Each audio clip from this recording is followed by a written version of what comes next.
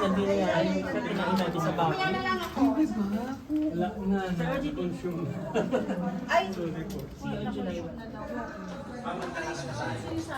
Uy! Thank you for coming. First time ko rin mapanood sa big screen. Oo nga. Yeah. Di ba? So puro sa TV yun. Maliit lang na TV yun ang napanood ko. So anyways, thank you so much sa pagpunta niyo dito. Sana may magustuhan yung pelikula namin. And we'd like to acknowledge the presence of,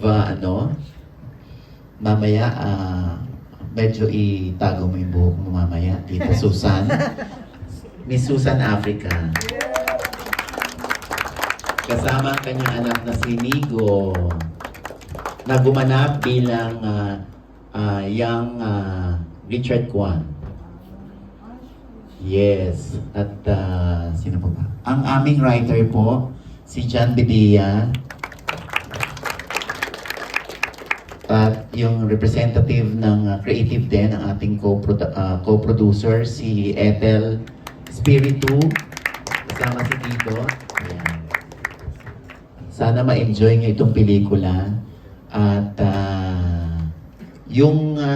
meron na tayong camera dyan mamaya. Kung sino ho yung willing magpa-interview at magbigay ng kanyang reaction doon sa movie, ay andyan po sa labas. Yung ayaw magbigay, wala naman ng problema. Kung hindi nyo nagustuhan ng pelikula, manahimik. Dahil yun naman ang dapat, para kumita ang pelikula, no? Hindi, joke lang. Pero ako naman, panatag naman ang aming loob na magugustuhan niyo yung pelikula. At, yes, yun. So, marami po kami mga international screenings. So, ano lang po kami, medyo hindi po natuloy yung Dubai at Abu Dhabi dahil nga sa tension, sa ere. Alam niyo na kung bakit. So, hindi naman para isugal namin ang buhay ng marami.